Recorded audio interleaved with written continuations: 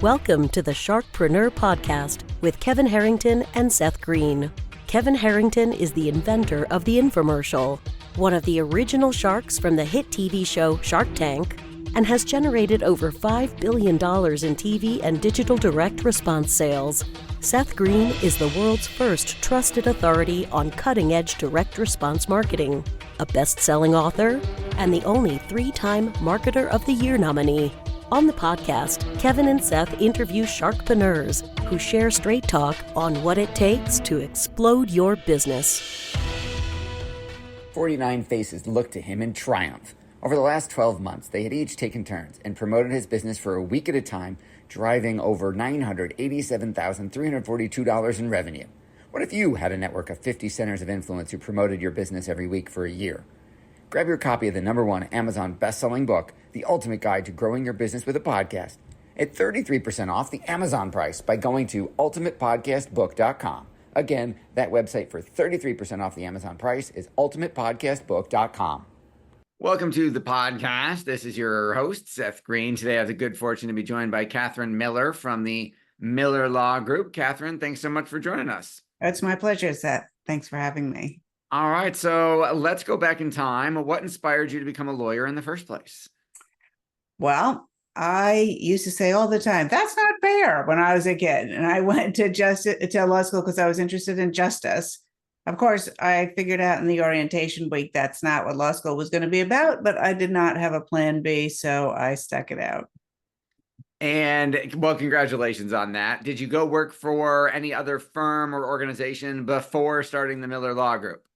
Yeah, absolutely. I knew that I wanted to work with families once I realized that justice was going to be out. And I just wanted to say that there are some exceptions to that rule, but I come from a family of therapists and I've always been super interested in people. So I got really interested in the intersection between the law and people where it meets them in their personal lives. And so I got a job early on doing family law work, which was something that I was really interested in. And our practice was half litigation, matrimonial family litigation, and half child welfare litigation. I tried many, many cases in front of Judge Judy when she was actually on the bench. Oh, really? Okay, I didn't realize what a small world.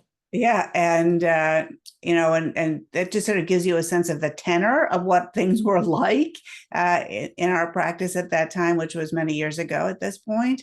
And so I took a mediation training early on to try to integrate those mediative ideas of settling based on what was important to the people, not necessarily what was important to a stranger in a black robe, a judge.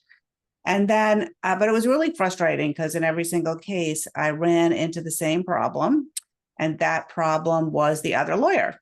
And it wasn't that they were bad lawyers or bad people. It's just that they and I could not get on the same page about how we were going to settle these cases. Were we going to settle it in a law-based approach or in what we call in the field an interest-based approach? And so when I got divorced myself about 10 years later, I thought, you know what, I don't want to do it this way anymore. And then I quit my job and I thought I'm going to leave the law. I'm going to do something else with my life. That might not have been a wise decision, but in any event, I took another mediation training and I took a collaborative law training. And that's when I decided I was going to start the Miller Law Group, which wasn't called the Miller Law Group at the time. It was just called Katherine Miller, attorney at law, because it was just me. And get really serious about changing how people divorce and helping them divorce with dignity. Divorce with dignity. I like that. How have you been able to create that process? Yeah, that's a great question. So for one thing, I've learned a lot about negotiation. And I've learned a lot about what works and what doesn't work in terms of negotiation, because in divorces and in family law, as a general rule, it's really not a zero-sum game. Somebody loses something doesn't mean somebody gains something. Somebody gains something doesn't mean somebody loses something. There are the possibilities of win-win scenarios if you really understand what's important for people at the time and what they're going through. I always think of divorce as being the intersection between what was and what will be. And there's a lot that goes into that for people. For me, when I got divorced, and I think for many of my clients and their spouses, divorce is a wake-up moment, a chance to go, wait a second, what I thought was important when I first got married, when I first started this career, is that still really important to me? What really is? And to make a reassessment of their lives going forward and make a plan at that point to move in a direction that really does meet their own core values, which may have changed, and their aspirations for the rest of their life. And so by focusing on that, on what's really important for both people, and seeing how we can take the resources of the family and direct them to the best possible outcome for both people, really makes a lot of sense for most of our clients and for most people, I think, facing this this crisis or this change in their lives. And that's how.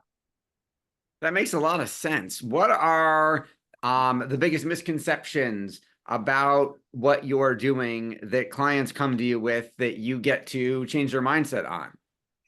Yeah, that's a great question too. Well, one of those misconceptions is that divorce needs to be Armageddon, right? That it needs to be the War of the Roses. We need to liquidate everything, blow our lives out of the water, and just pick up the pieces on the other side. It really does not have to be. If you think of the divorce in the context of the broader plan, the financial plan, the parenting plan, how can we make adjustments so this couple doesn't have to live together anymore, and we can still preserve as much as possible of that? That's one thing.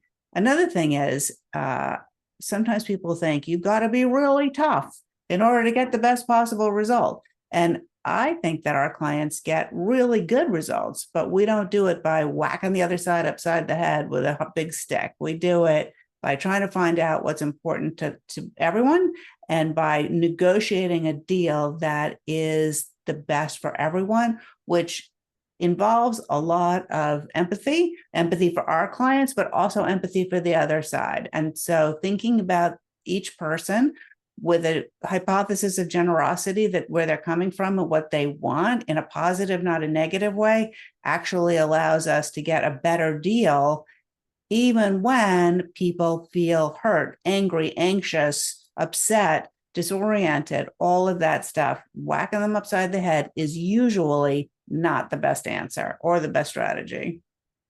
And talk about some of the responses to the outcomes you've been able to engineer.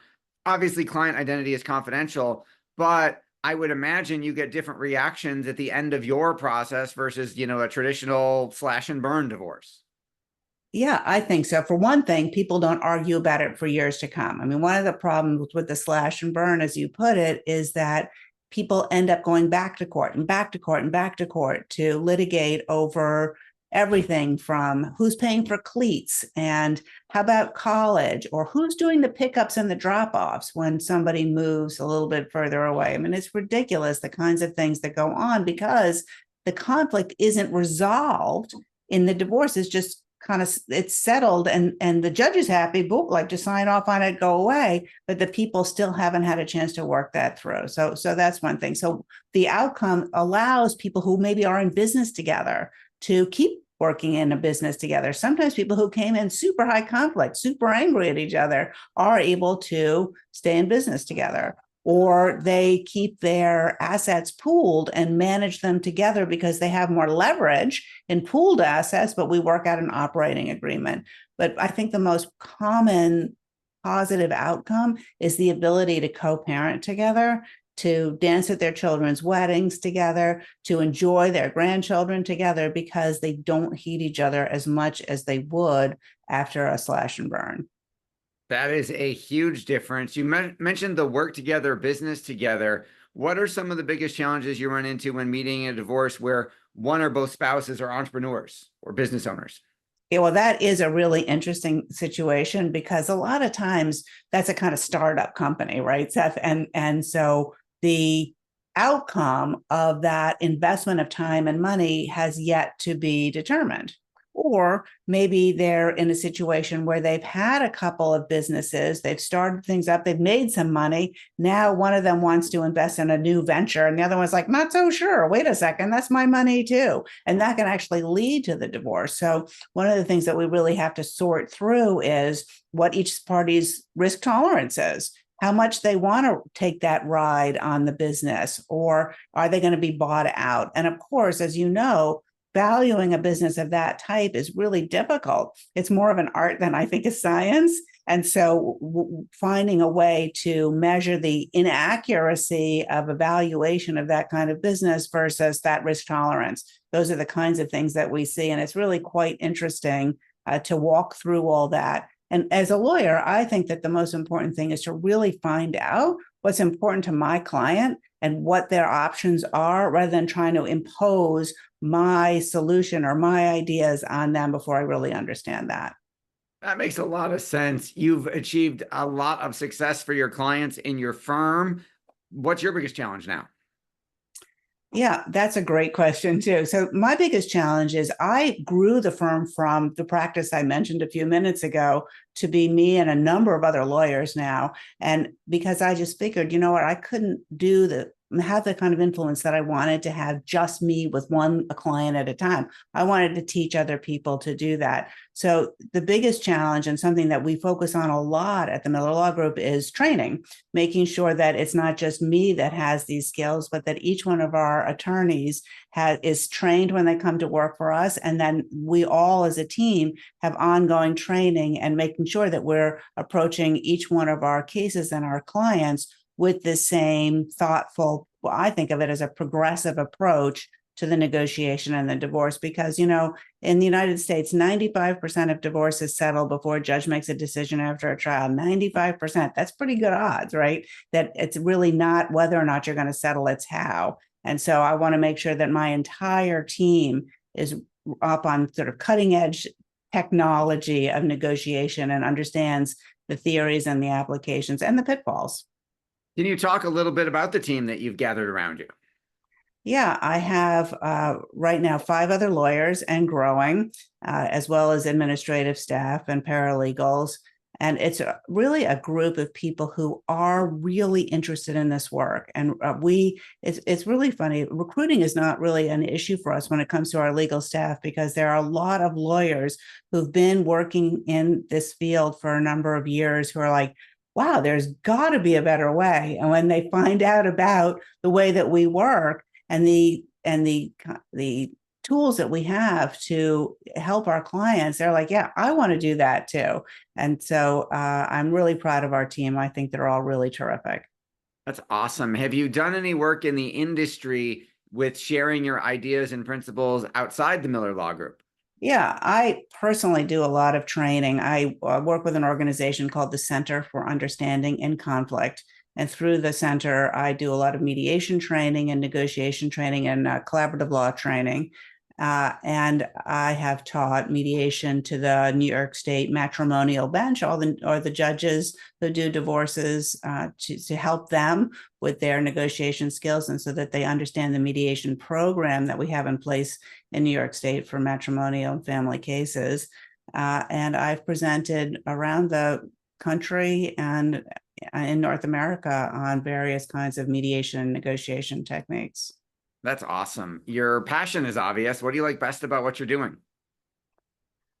I think that to see the evolution of our clients, and from the beginning when they first come through, to finding their grounding in themselves, what really matters most to them, and then latching onto that through the negotiation and the way that they personally evolve in their relationship with their spouse or soon to be ex-spouse through that, and how they can really show up for their kids. When I got divorced, I was really scared for my kids. And so protecting children is a personal passion of mine. And so seeing our clients really able to stand there for their kids is really amazing. For our folks who are watching and listening and want to learn more about your approach, where is the best place for us to send them? Yeah, the best place is probably our website, miller-law.com, miller-law.com. We have podcasts, videos, blog posts, articles, all kinds of material there to learn more about how we do things. Awesome. This has been Seth Greene here with Katherine Miller of the Miller Law Group. Katherine, thanks again for joining us. Thanks for inviting me. Thanks everybody for watching or listening. We will talk to you or see you next time. Why do so many businesses struggle while others seem to explode overnight? Do you wish you had the secret to this type of exponential growth? Now, I've scaled more than 20 businesses to over $100 million, and it's not just luck. In my new book with Mark Tim, Mentor to Millions, you'll learn the repeatable framework I use in all my business ventures for massive success. Order at kevinmentor.com and get over $1,000 in bonuses. Head to kevinmentor.com.